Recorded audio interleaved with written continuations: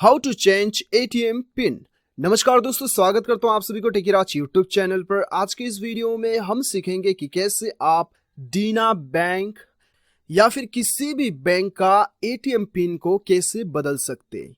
तो दोस्तों, जानने के लिए इस वीडियो को शुरू से लेकर अंत तक जरूर देखिएगा और यदि आपने हमारा चैनल को अभी तक सब्सक्राइब नहीं किया है तो चैनल को सब्सक्राइब करके उस बेल आइकन को जरूर दबाइएगा ताकि मेरे हर वीडियो का अपडेट आप तक पहुंचते रहे। तो दोस्तों, चलिए बिना देर के हुए शुरू करते हैं। तो दोस्तों, ये वीडियो पे मैं आपको बताऊंगा दो तरीके से आप अपना एटीएम पिन को चेंज कर सकते हैं।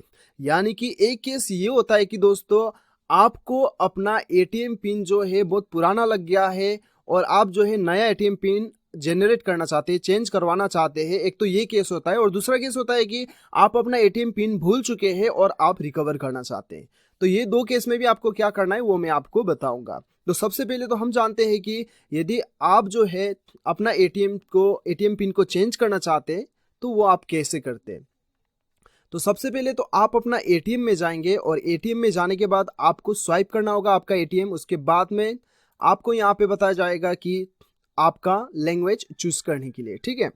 तो आपका लैंग्वेज जो भी है वो आप चूज कर लीजिए यहाँ से। उसके बाद में आपको अपना पासवर्ड भरना होगा, ठीक है।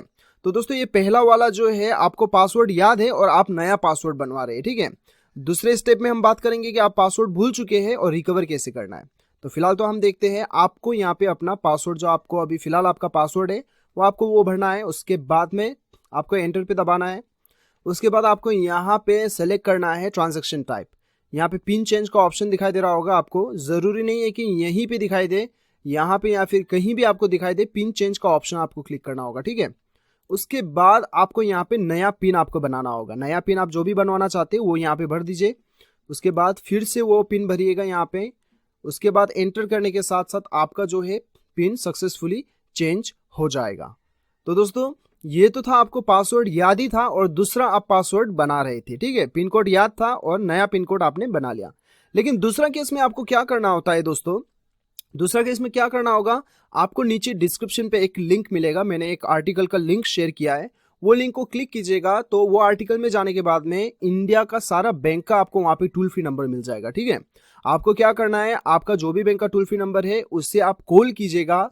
कॉल करके कस्टमर केयर को बताइए कि आपको अपना एटीएम का जो है पिन जो है वो आपको चेंज करवाना है, आप भूल चुके हैं।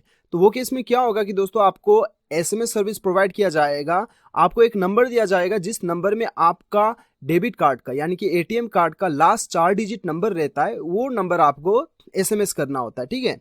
आपको कस्टमर केयर जो नंबर देगा वो नंबर पे आपको आपका एटीएम का 4 डिजिट लास्ट नंबर भेजना होता है और आपको अपना पासवर्ड जो है एसएमएस के जरिए से ही मिल जाएगा। इस प्रकार से आप रिकवर कर सकते हैं।